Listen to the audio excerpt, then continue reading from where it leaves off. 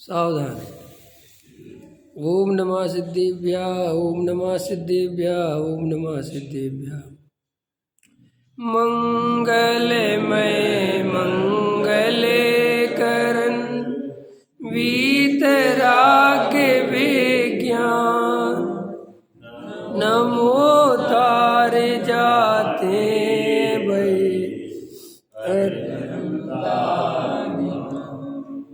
हरि मंगल करे हो माँ ग्रंथ करन के काज, जाते मिले समाज सब पावे निज पद राज। इस भव के सब दुखन के कारण मिथ्या भाव, तिनकी सत्ता नाश कर प्रगटे मोक्ष उपाय। मोक्ष मार्ग प्रकाशक चौथा अधिकार, मिथ्या दर्शन की प्रवृत्ति। पृष्ठ क्रमांक 82। शरीर और आत्मा अनादि काल से अलग अलग होने पर भी मिथ्या दर्शन के कारण वे एक दिखाई देते हैं। प्रश्न ये है कि वो एक क्यों दिखाई देते हैं? ये मिथ्या दर्शन की प्रवृत्ति बंद क्यों नहीं होती? तो ये सब बातों के उत्तर टोडरमल जी साहब अपने को दे रहे हैं। तो पहली बात यहाँ से प्रारंभ की है टोडरमल जी साहब ने कि आत्मा को इंद्रिय ज्ञान है और इंद्रिय ज्ञान बाहर की तरफ देखता है। बाहर की तरफ देखने के कारण यह जीव अपना सच्चा स्वरूप नहीं पहचान पाता। क्यों? क्योंकि आत्मा अमूर्तिक है, वो इंद्रियों से दिखाई देता नहीं और हमें इंद्रियों के अलावा देखने की फुर्सत नहीं। ख्याल में है ना? आत्मा को तो देखा जा सकता है, लेकिन उसके लिए इंद्रियों से देखना बंद करो। थोड़ा सा एकांत में बैठ के अंतरंग को चेक करो, अनुभव करो तो दिखेगा, लेकिन वो बाहर ही देखने की फुर्सत नहीं है। फिर कहते हैं पूरे दिन बाहर ही चलता है। तो पूरे दिन बाहर इसलिए चलता है कि अंदर में सुख मिलेगा ये निर्णय नहीं होता, इसलिए बाहर चलता है। ख्याल में? हमें पड़ोसी की फैक्ट्री का विचार नहीं आता, सिर्फ अपनी अपनी फैक्ट्री का विचार चलता है। क्यों है? हाँ बराबर है। वो क्यों चलता है? क्योंकि बाहर में पर में इतना उलझे हुए हैं, इतना उलझे हुए हैं कि वहाँ के संकल्प विकल्पों से आत्मा को फुर्सत ही नहीं मिलती। पर में इतनी सुख की कल्पना, इतनी सुख की कल्पना, इतनी प्लानिंग कि आत्मा अपने बारे में कब सोचे, उलझा रखा हुआ है। जैसे अपने यहाँ पर कोई काम करने वाला हो और उसे सेठ जी ने इतना अपने कामों में उलझा रखा कि वो फैक्ट्री का काम करे तो करेगा। ऐसे होते ना कई नौकर, सेठ जी कह रहे जाओ मेरे लिए चाय ले आओ, जाओ घर में टिफिन दे आओ, जाओ घर गए। अब फिर बाद में उसको डांटते हैं, अबे तुझे दिन भर हो गया, तूने फैक्ट्री पे क्या? अरे तो भैया आप नहीं तो मेरे को इधर भेजा, उधर भेजा। ऐसे ही आत्मा का जो ज्ञान है वो हमने दिन रात पर की सेवा में लगा रखा है। पत्नी की चिंता करो, बेटे की चिंता करो, मकान कैसे बनेगा, ख्याल में है ना? व्यापार कैसे चलेगा, समाज में नाम कैसे बनेगा, मोटर गाड़ी बंगला कैसे होगी, अहंकार का पोषण कैसे होगा, मेरा मान सम्मान कैसे बढ़ेगा, मेरी दुनिया में ताकत कैसे बढ़ेगी। ये सारे इस काम में ज्ञान को लगा रखा है। ठीक है कि नहीं? अब इस काम में ज्ञान को लगा रखा है और फिर हम उसी ज्ञान से कहते हैं कि तू आत्मा को क्यों नहीं देखता? तो वो कहता है कि भैया मैं आत्मा को देखूं कब? जब तुम मुझे इतना उलझा के रख दे हो तो मैं कहाँ से देखूं, बताओ। फिर हमने प्रश्न किया कि एक बात बताओ, हमें इतना उलझा के क्यों रखते हो? तो तुमने उत्तर दिया कि मेरी पर द्रव्य में रुचि है, स्वय द्रव्य में रुचि नहीं है। हमारी जहाँ रुचि होगी हमारा ज्ञान वहाँ काम। अरे सीधी सी बात है। एक उदाहरण याद आ गया, सुना देता हूँ। एक अकबर बादशाह का दरबारी था और वो बादशाह के साथ ही रहता था। एक बार, और बादशाह के साथ ही भोजन करता था। एक बार बादशाह की रसोई में भिंडी बनी और भिंडी खाई तो एकदम बादशाह के मुंह से निकला, भिंडी तो बहुत स्वादिष्ट है। तो वो जो उनका साथ वाला था ना नौकर, बोला, अरे साहब भिंडी तो सब्जियों की राजा है, भिंडी जैसा तो कोई है ही नहीं, और भिंडी तो बहुत ही अमृत है। अगले दिन फिर भिंडी बन गई, अगले दिन फिर राजा ने बड़े चाव से भिंडी खाई, फिर वो बोला भिंडी तो बहुत बढ़िया है, भिंडी तो बहुत बढ़िया है। तीसरे दिन फिर भिंडी बन गई, राजा को थोड़ा गुस्सा आ गया, अरे राजा ने क्या भिंडी भिंडी खा के खिलाओगे, मारोगे क्या, रोज भिंडी। तो एकदम वो बोला, भिंडी तो जहर है, भिंडी तो बेकार है, अरे मेरे बादशाह को मारना चाहते हो क्या। अरे तो राजा देख रहा था ये दोनों बातें, तो राजा ने कहा ये क्या तरीका है, तुम 2 दिन तक तो भिंडी को अमृत बता रहे थे और आज जहर बता रहे। बोले राजा हमने भिंडी की नौकरी नहीं कर रखी, हमने तो आपकी कर रखी। आपको जो अच्छा लगेगा वो अच्छा, जो आपको बुरा लगेगा वो बुरा। मेरे को तो आप पैसे देते हो, भिंडी थोड़ी देती है। ख्याल में आया कि नहीं आया। ऐसे ही ज्ञान कहता है कि सुनो जीव राजा, हम तो तुम्हारे नौकर हैं, घबराना नहीं, तुम जहाँ हमारी ड्यूटी लगाओगी हम तो वहाँ ईमानदारी से ड्यूटी बजाएंगे। तुम कहोगे चोरी करना है, बताएंगे चोरी कैसे करी जा सकती है। तुम कहोगे पैसा कमाना है, बताएंगे पैसा कैसे कमाना है। तुम कहोगे हमें जो है शादी करनी है, हम बताएंगे कैसे शादी होगी। तुम कहोगे हमें व्यापार करना, हम बताएंगे व्यापार कैसे होगा। हमारा तो काम है, तुम जो कहोगे वो करेंगे। और अगर तुमने ज्ञान से कहा कि सुन, मुझे ये परद्रव्य की चिंता, परद्रव्य के बारे में सोचना बंद कर, मुझे आत्मा की तरफ ले चल, ज्ञान तुरंत कहेगा चलिए अब आत्मा की यात्रा करा दे। लेकिन आप ज्ञान को ऐसा आदेश तो ज्ञान बेचारा क्या करे। गलती किसकी है रमेश जी? गलती अपनी है, दोष दूसरे को देते हो। ज्ञान की कोई गलती नहीं है।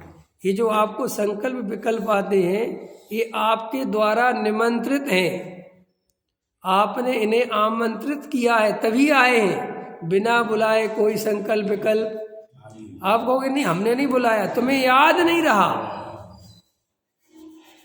तुम्हें याद नहीं रहा कि हमने कब बुलाया था, लेकिन बुलाए तो थे। ख्याल में आए ना, अंतर समझ में आए। और जब वो आते हैं तुम घबराते हो।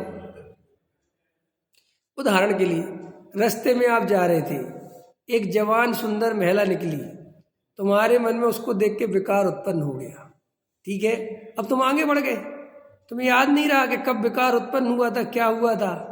अब 2 दिन बाद रात्रि में उसी महिला का सपना आ गया, या कहीं बैठे थे किसी स्त्री का विकल्प आ गया। अब तुम्हें लगता हमने तो जी कोई विकल्प किया ही नहीं, ये पता नहीं कहाँ से आ रहे, तुम्हें याद ही नहीं है तुमने कितने बार ये सब अंदर भाव करे हैं। समझ में आया। तुम पूजा कर रहे हैं, फैक्ट्री के विकल्प आ रहे, तुम्हारा सारा उपयोग फैक्ट्री में चला गया।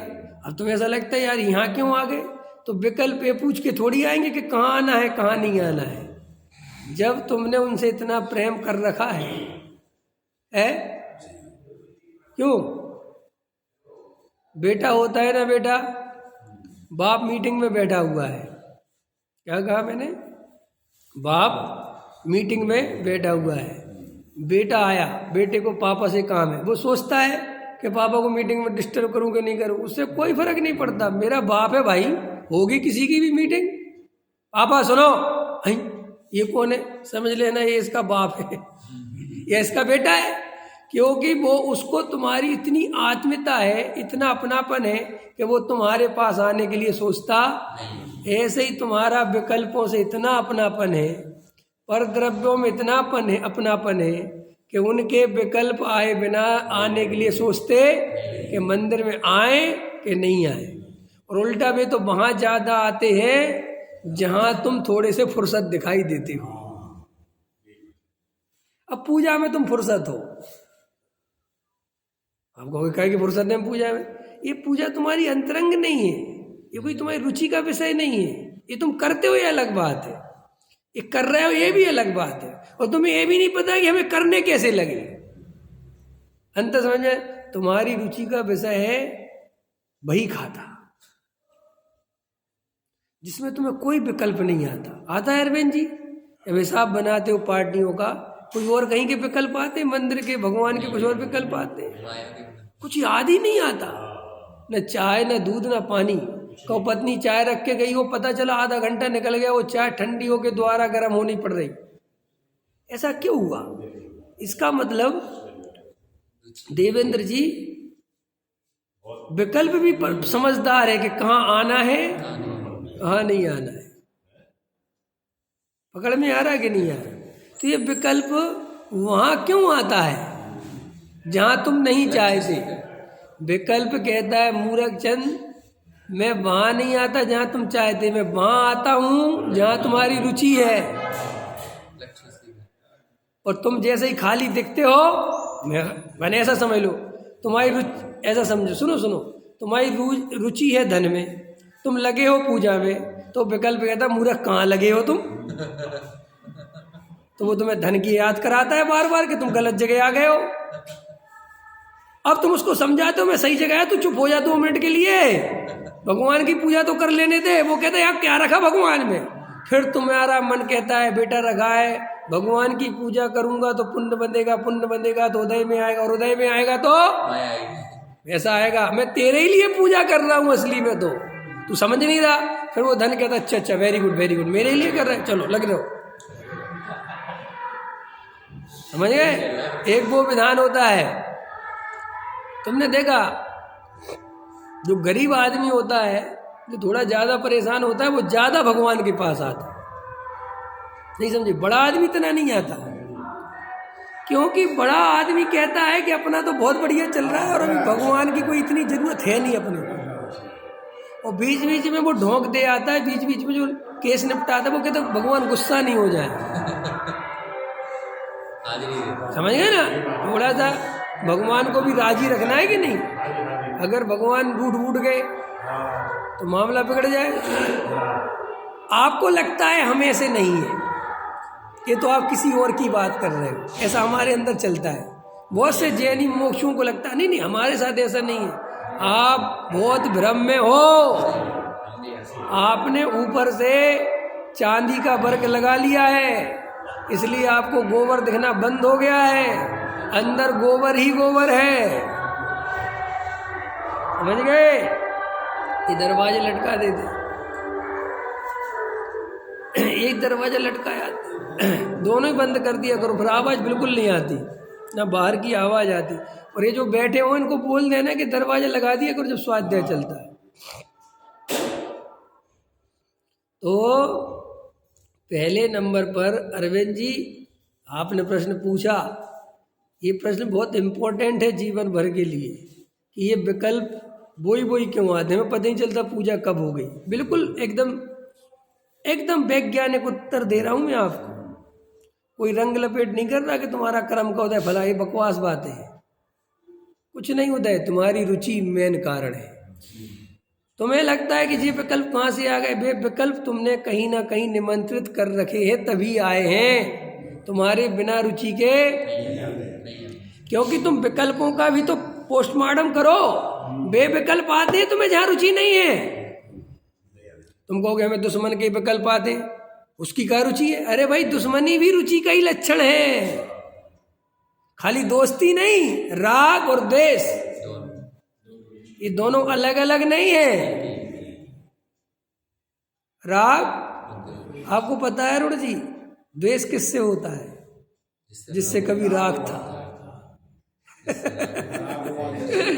समझ में आया कि नहीं आया? नफरत किससे होती है? जिससे कभी प्रेम था। पकड़ में आ रहा कि नहीं आ रहा? अरे भाई इसलिए तुम जो भी विकल्प तुम्हारे चलते हैं, ये जो पूजा में चलते हैं, भक्ति में चलते हैं, स्वाध्याय में चलते, इसलिए चलते हैं कि यहाँ इतना इम्पोर्टेंट नहीं दिखता कि यहाँ कुछ जीवन मरण की बात चल रही है। ये कुछ बहुत इम्पोर्टेंट बात है। इम्पोर्टेंट तो वो फैक्ट्री है, इम्पोर्टेंट तो वो पैसा है, इम्पोर्टेंट तो वो व्यवस्था है जो बनानी है। इसलिए स्वाध्याय में वहाँ विकल्प चला जाता है, और जगह वहाँ विकल्प चला जाता है। धन्य भागी हैं वे लोग जिनका फैक्ट्री में भी विकल्प मंदिर में चला जाता है। समझ में आया? धन्य भागी हैं वे लोग जो पैसा गिनते समय जिन्हें भगवान की याद आ जाती। धन्य भागी हैं वे लोग जो व्यापार करते करते परमात्मा को याद करते हैं। बे वाले धन्य वाले नहीं जो वहां अगरबत्ती लगाते, वे तो महालालची है।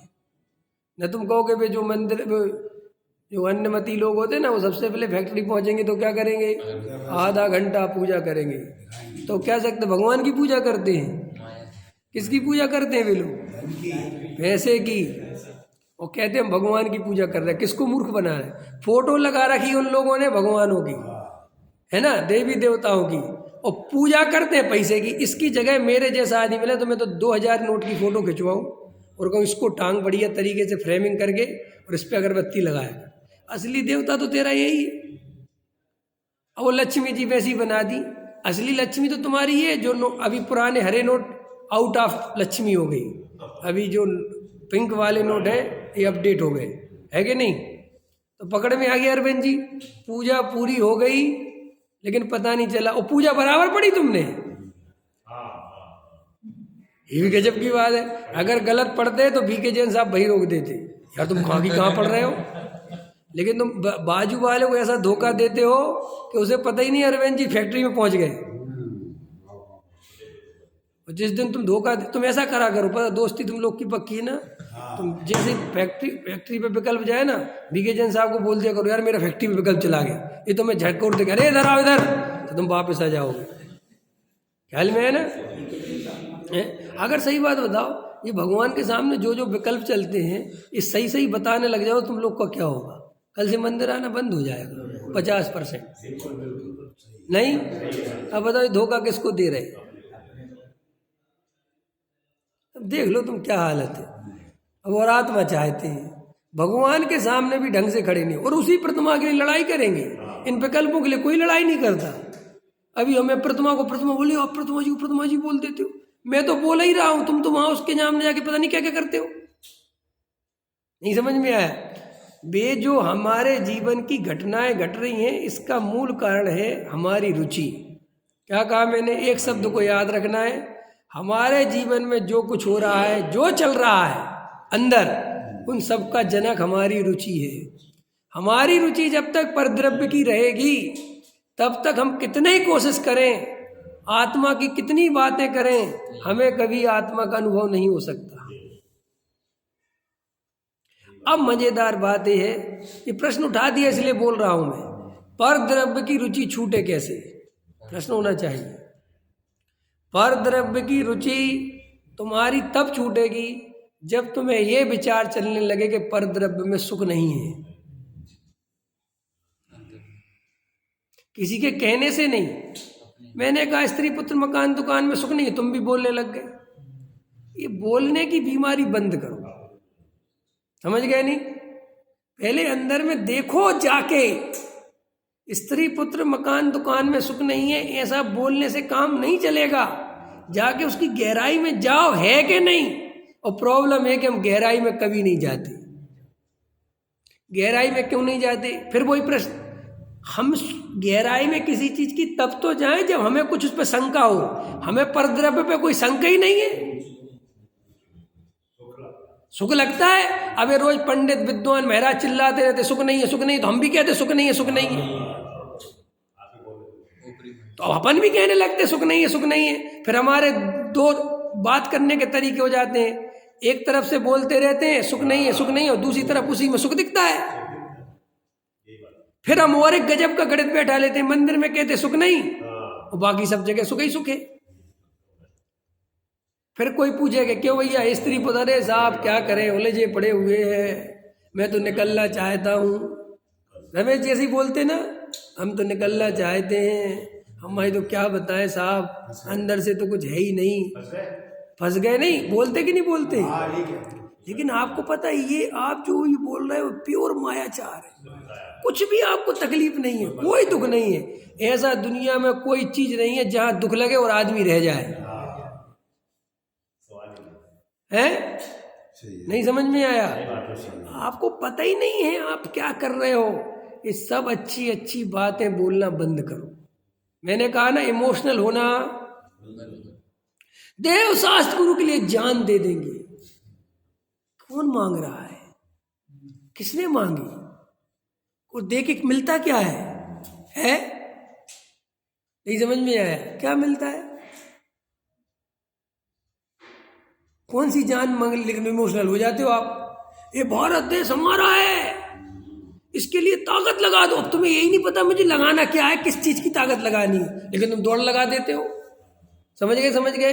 ये आपके साथ प्रॉब्लम है। देव शास्त्र गुरु का पूजा नहीं करी और कोई और पूजा कर ली। अब आपको प्रश्न तो होना चाहिए मन में कि देव शास्त्र गुरु माने क्या?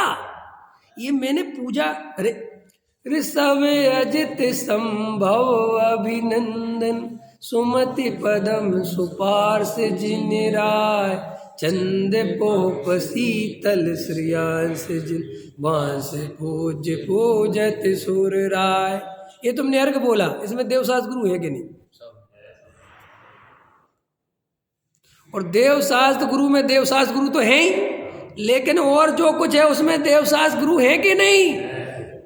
कि साहब हम शास्त्र की पूजा करें तो उसमें देव कहाँ है? प्रश्न करना चाहिए ना। हम शास्त्र की पूजा करें तो उसमें देव कहाँ है? अरे भाई तुम उस शास्त्र की पूजा क्यों कर रहे हो? क्योंकि वो उन्हीं जिनेंद्र देव ने कही है तो आ गए ना जिनेंद्र देव। कि साहब गुरु कहाँ है? कि उसी गुरु की चर्चा है। और क्या है उस शास्त्र में और क्या है? लेकिन आदतें पड़ी हुई हैं अपने को बरगलाने की। देव शास्त्र गुरुकार गए, फिर इसकार गए, पुरस्कार गए, पुरस्कार गए, पुरस्कार गए, पुरस्कार गए कि साहब वो आधा घंटा हो गया, अब आज स्वाध्याय नहीं हो पाएगा। तो वैसे लिख क्यों देते हैं? लिख क्यों दिया? किसने? देव शास्त्र अलग। यार देव शास्त्र गुरु की पूजा लिखी गई, फिर मेरा मन हुआ कि गादीनाथ की लिख दूं। अच्छा। इसमें क्या दिक्कत है? कोई बुराई थोड़ी लिखने में, ये तो समझने वाले को है। तो मैं वैरायटी दी गई कई तरह की। लेकिन एक बात आओ, सुनो, तुम रोज अलग अलग सब्जी खाते हो? अरे खाते हो कि नहीं? रोज अलग अलग खाते हो तो काम क्या करती है वो सारी की सारी? पेट भरने का। मूल प्रयोजन क्या है? पेट ही भरना है तो रोज एक ही रोटी क्यों नहीं खाते? अरे भाई थोड़ा मन बहल जाता है, कभी शिमला मिर्च की सब्जी, कभी लौकी की सब्जी, कभी टिंडे की सब्जी, ऐसी कभी आदिनाथ की ये वाली पूजन, कभी आदिनाथ की वो वाली। आजकल वैरायटियों का जमाना है और लिखने वालों का कोई कमी थोड़ा ही है? आजकल का तो छोटे से छोटा, बड़े से बड़ा सब लिखने में लगे हुए। फैशन है लिखने का, है? सबको अपनी अपनी पूजन लिखनी है, क्योंकि पूजन में बहुत नाम होता है। तुम इतनी बड़ी पुस्तक लिख दो, तुम्हें कोई नहीं पूछेगा। तुम एक पूजा लिख दो, तुम पूरी दुनिया में छा जाओगे। क्योंकि पूजन लिखने का सबसे बढ़िया है कि वो हर जगह पढ़ी जाएगी और कोई नहीं पूछेगा कि सोनगढ़ वालों की है, देवगढ़ वालों की है। ख्याल में आएगी? नहीं आया? इसलिए डॉक्टर साहब से बड़े लोगों को चिढ़ो, जैसे और भी बहुत सारे लोग हैं।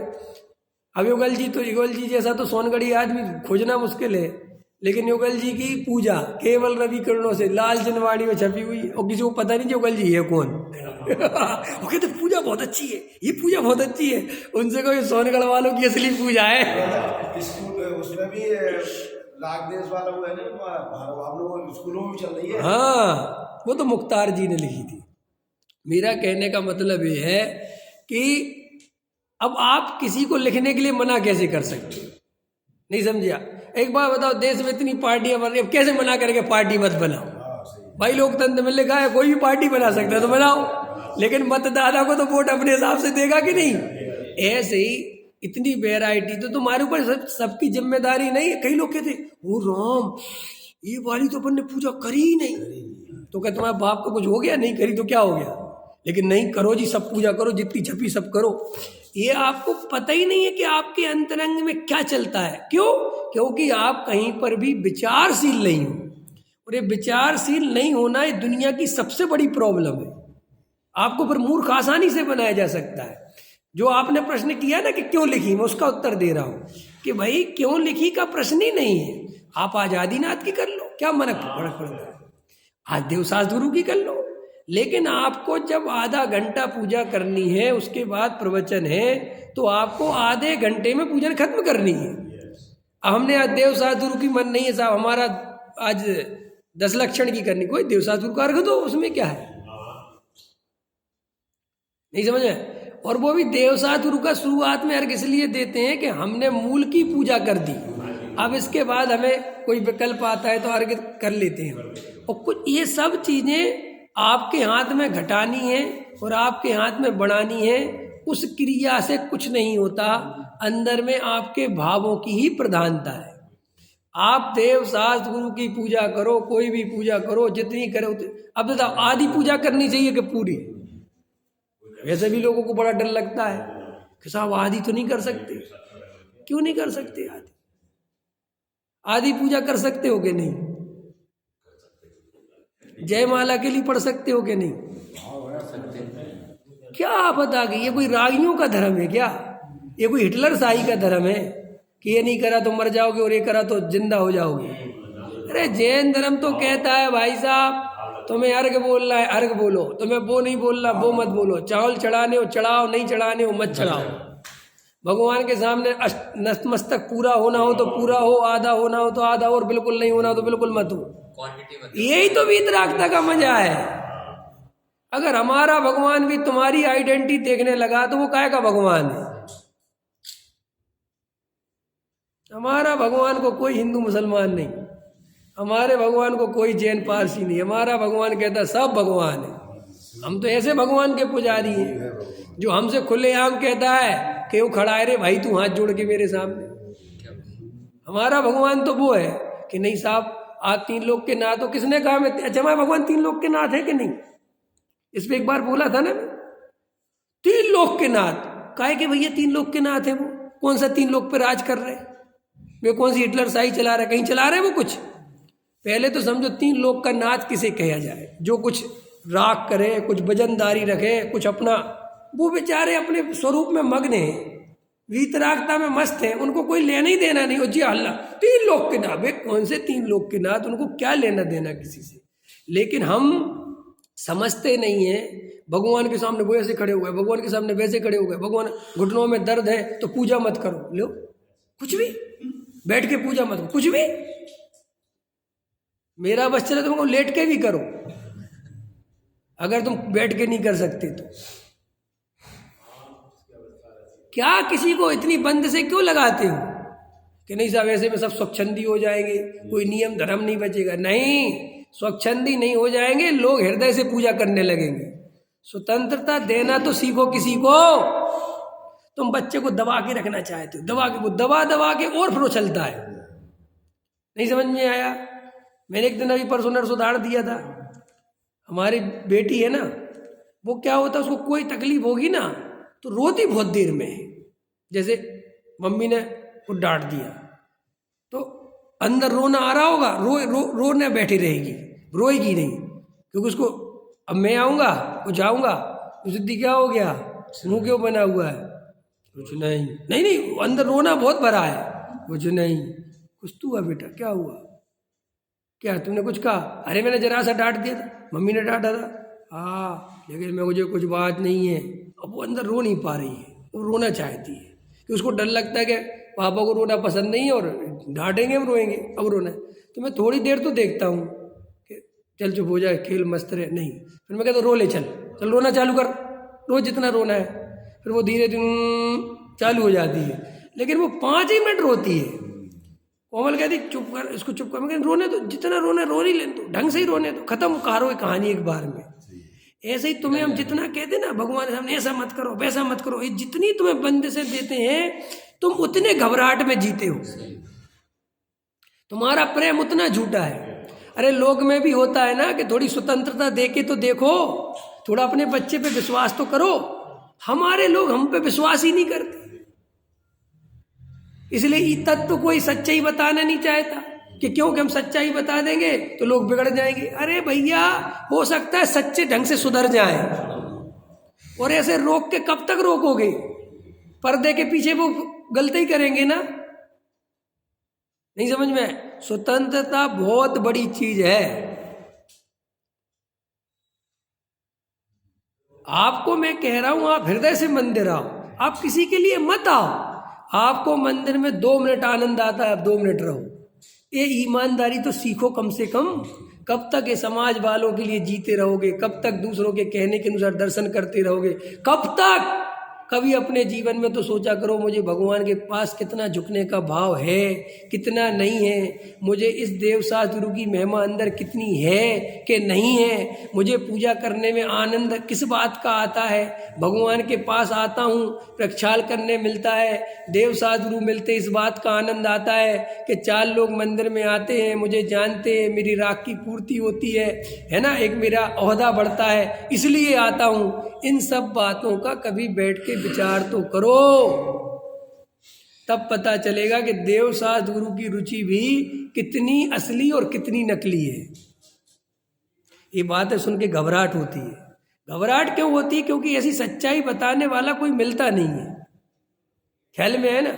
अभी एक भाई कह रहे थे, साहब आपके प्रवचन सुनते हैं तो ऐसा लगता जमीन खिसकी जा रही है, ऐसा लगता हमसे ऐसा मिथ्या दृष्टि कोई है ही नहीं।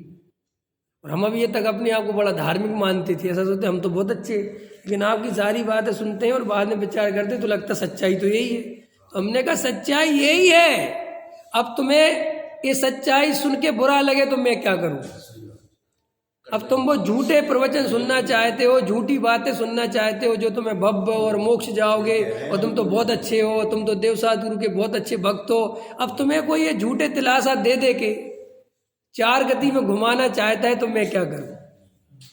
मैंने परसों के प्रवचन में कहा था, कल के ही में कहा था कि 2 मिनट का अपमान स्वीकार कर लेना तो नरक निगोज से बच जाओगे, लेकिन 2 मिनट के सम्मान के लिए मत मरना, वरना वो सम्मान नरक निगोद ले जाएगा।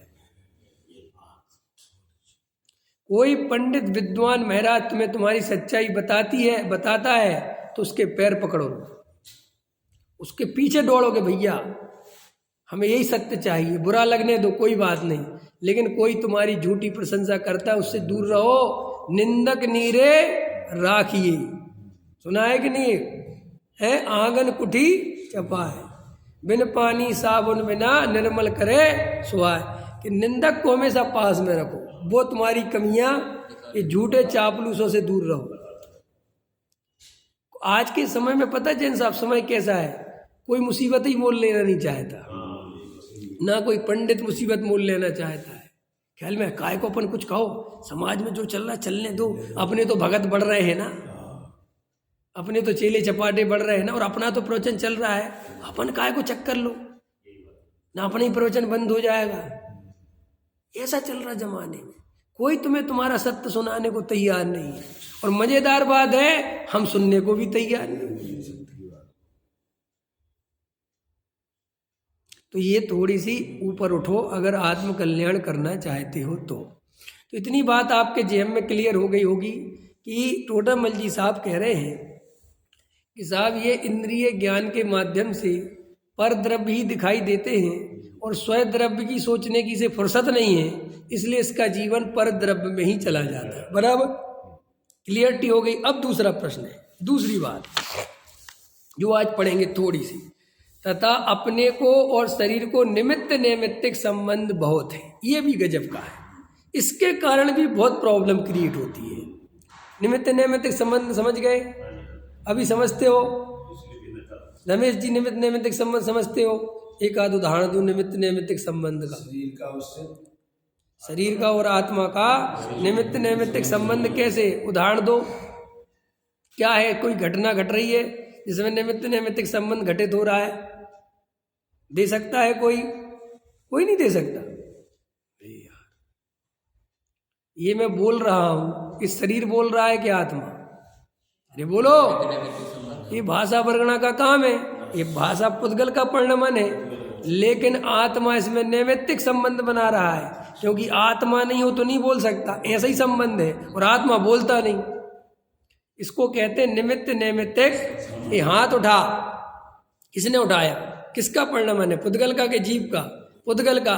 लेकिन ऐसा इसी समय जीव को ऐसा विकल्प आया कि हाथ उठाओ, ये कहलाता है निमित्त नैमित्तिक। तो ये निमित्त नैमित्तिक संबंध के कारण टोडामल जी साहब कह रहे जीव को भ्रम बनता है कि मैं परद्रव्य का कर्ता धर्ता, इससे मिथ्या दर्शन की प्रवृत्ति बनी रहती है। पकड़ में आया? 24 घंटे निमित्त नैमित्तिक संबंध होने के कारण कहते तो हैं कि भोजन बनाने वाला मैं नहीं, कमाने वाला मैं नहीं, शरीर को चलाने वाला, पूजा करने वाला, लेकिन अंदर मान्यता नहीं पलटती। अंदर तो लगता है पंडित जी खुद तो 8:30 बजे आते हो, हम यहाँ 6 बजे आते हैं। 6:30 बजे आओ तब पता चलेगा अंत में। अब ये कर्ता कर्म की प्रवृत्ति है, यहाँ से पता चलता है। ये जो कर्ता कर्म की प्रवृत्ति है ना, ये बहुत दुख देती है। इतना दुख देती है कि आप इस कर्ता कर्म की प्रवृत्ति से कितने परेशान हो ये आपको खुद नहीं पता। आपको पता है हमारे जीवन में, पूरा हमारा जीवन जो हमारा जीवन है, हमारे इस पूरे जीवन में एक ही चीज है जिसके लिए हम पूरा जीवन लगा देते हैं, और उसका नाम है कर्तृत्व। क्या नाम है उसका? उसका एक कर्तृत्व नाम है, उसका दूसरा नाम अहंकार है, तीसरा उसका नाम है आई एम बेस्ट और आई एम मैं हूं, मैं हूं। रात और दिन हमारी मेहनत लगी हुई इसी काम में। मोदी जी से पूछो तुम इतने परेशान क्यों इतनी ताकत लगाते हो? अरे तुम पीएम बन गए तो तुम पीएम का मजा लो ना, क्यों इतने दौड़ते हो, क्यों इतनी रैलियां करते हो? कर्तृत्व, मैं कर सकता हूं, मैं जिता सकता हूं पार्टी को और कोई नहीं जिता सकता। ये कर्तृत्व है, ये भयंकर कर्तृत्व है। इसके कारण उसके जीवन में शांति का अभाव हो गया। नहीं समझ में आया? वरना कोई पीएम हो तो कहेगा अब क्या लेना देना मुझे, जब केंद्र का चुनाव आएगा तब देखेंगे, कोई बात नहीं, तुम लोग लड़ो, करो जो करना है करो। लेकिन जिसका जितना बड़ा कर्तृत्व होगा उसके जीवन में उतनी अशांति होगी। अंतर समझ में आया? चलो और देता हूँ उदाहरण, अपने लिए देते, हम अपने जीवन, हमारा पूरा जीवन जो जा रहा है, आपने कभी सोचा काय के लिए जा रहा है? अरे बहन जी सोचो किस बात के लिए जा रहा है? मैं दिखा दूं कि मैं कुछ हूं, मेरा बेटा माने कि मेरा बाप कुछ है, मेरी पत्नी माने कि मेरा पति कुछ है, मेरे परिवार माने कि मैंने कुछ तरक्की करी है। अगर किसी गांव से आए हो तो मेरे गांव वालों को पता चलना चाहिए कि विवेक कुमार कुछ है। अंत समझ में आया? ये प्रॉब्लम समझ में आ रही है? सारी प्रॉब्लम काहे की है? अहंकार की। देवेंद्र जी, आपका अहंकार पुष्ट नहीं हुआ तो आप मुरझाए हुए रहते हो। हमने कहा और सुना भैया अरुण जी? अरे भैया अपनी क्या औकात, अपन को कौन पूछ रहा, बड़े बड़े लोग भैया। जे तुम बहुत ग्रसित हो, तुम्हारा अहंकार पुष्ट नहीं हुआ ना, तो बुढ़ापे में विचारों के कंधे झुक जाते। मोदी देखो ऐसा चलता 72 साल में, चाल देखते हो 73 साल में। 73 साल का आदमी ऐसे चल सकता है? लेकिन और अभी तुम्हें पीएम बना दे तुम भी चलोगे। ये जितनी बीमारियां सब गायब हो जाएंगी, एक नहीं बचेगी। देखते नहीं तुम हैं? पंडितों को गद्दी पे बैठा देते हैं ना, ये गद्दी पे मैं बैठा हूं ना, मुझे 1.5 घंटे में भी कुछ नहीं होना, कोई ना गला थकेगा ना कुछ होना ही नहीं। वो तो जब होगा जब मैं उतरूंगा, जब तक यहाँ बैठा रहूंगा तब तक तो मजा आता रहेगा। अंदर में एक कर्तृत्व है, ये क्या है? सब कर्तृत्व में इतनी जीवन जा रहा है। देखो आपसे प्रश्न है, आपने कहा यार मेरे पास गाड़ी नहीं है, ठीक है ना, तो आप कभी देखना गाड़ी आपकी जरूरत नहीं है, गाड़ी आपका अहंकार है। सबके पास गाड़ी है, मेरे पास नहीं। आपकी प्रॉब्लम ये है, आपकी प्रॉब्लम ये है ही नहीं कि गाड़ी चाहिए, क्योंकि आजकल तो गाड़ी की जरूरत ही नहीं बची जब से ओला आई। और दिल्ली जैसी जगह में तो गाड़ी रखना और उसको मेंटेन करना पागल बन जाना है। लेकिन हम वो पागल फिर भी बनेंगे क्योंकि हमें अहंकार चाहिए। गाड़ी तो रहनी चाहिए ना। प्रॉब्लम है कि सबके पास है, अगर किसी के पास नहीं हो तो क्या लेना देना। अभी आपको एरोप्लेन की जरूरत नहीं लगती ना, सबके पास नहीं लगती। कोई ले तो सोचता यार एरोप्लेन होना चाहिए अपने पास, लेकिन अडानी अंबानी में एरोप्लेन का भी चक्कर है, उनके पास गाड़ियों का चक्कर नहीं है। वो कहते यार उसके पास प्राइवेट जेट हो गया यार, अंबानी के पास, मैं यार मेरे पास है नहीं, देखो मेरा भी प्राइवेट जेट चाहिए मेरे को। उनका अहंकार वहां से चलता है। किसी से पूछो कि ये प्राइवेट जेट चाहिए क्यों, कि जी हमें भी नहीं पता क्यों चाहिए, नहीं समझ में आया, लेकिन अहंकार है। और ये सुनो, ये बड़े आदमी की बात नहीं कर रहा मैं, हर व्यक्ति के अंदर है, हर मिथ्या दृष्टि का जीवन इसी में जा। एक छोटा सा बच्चा 2 साल का बच्चा, 4 साल का बच्चा, 6 साल का बच्चा, आई एम बेस्ट, उससे कहो बेटे तुम्हारे स्कूल में तुम कमजोर हो, वहां काहे के कमजोर है, वे लोग दूसरी चीज में होशियार नहीं है, मैं दूसरी चीज में होशियार। लो ख्याल में है कि नहीं है। मैं अपने बेटे से कहता, बेटा तुम्हारी क्लास में ये लड़का देखा मैंने, अच्छा पढ़ता है बहुत बड़ा। पापा तुम्हें नहीं पता, उसको मेरे जैसे हिंदी पढ़ना नहीं आता, वो मैथ्स में भले ही होशियार है, कोई मानने को राजी नहीं है कि मैं कमजोर हूं। ये छोटे से बच्चे को देखो आप, ये अहंकार हमारा सदियों सदियों से चला आ रहा है और हम इस जीवन को पूरा दांव पे लगा दिए हैं इस अहंकार के लिए। आपको कुछ नहीं पता कि आप क्यों करना चाहते हो, उसका कारण क्या है। कुछ भी काम करते हो सिर्फ उसका एक ही कारण है, अहंकार। अरे हम तो मंदिर में भी आते हैं तो अहंकार के लिए, हम भगवान के सामने भी रेस लग जाती है, जब देखो आगे खड़े हो जाते हैं, हम क्या पीछे ही खड़े रहे, जब देखो प्रतिमा जी उठा लेते। अरे मैं तो कहता हूं उठाओ, जिसको उठाना है उठाओ। तुम्हें अगर ये बात गहराई से समझ में आ गई होती कि इसके उठाने में कुछ है ही नहीं, अरे आपको ये बात समझ में आ गई होती कि इसके उठाने में कुछ है, तो आप तो कहते उठा उठा उठा, वो कहनी साहब अरे हमें उठाना ही नहीं है, इतना वजन भी मैं क्यों उठाऊं। आपको अभी ऐसे शब्द बोल दो तो अरे बाप रे, अरे आफत आ गई, भगवान के लिए वजन बोल दिया। ये जब तक इतने फ्रीडम माइंड नहीं होगे कैसे आत्मा मिलेगा, तो कैसे मिलेगा, कैसे मिलेगा। तुम सबसे पीछे जाने को राजी हो जाओ। क्या कहा मैंने, सबसे पीछे खड़े होने को राजी हो जाओ, उसी दिन तुम सबसे आगे हो जाओ। क्या बोला, तुम सबसे पीछे खड़े होने को राजी हो जाओ, उस दिन तुम अपने आप सबसे आगे हो जाओ। लेकिन जो अपने को सबसे आगे करना चाहते उन्हें पता नहीं है, वो भ्रम से आगे जाने की सोच रहे, वो जा पीछे रहे, क्योंकि पीछे निगोद है।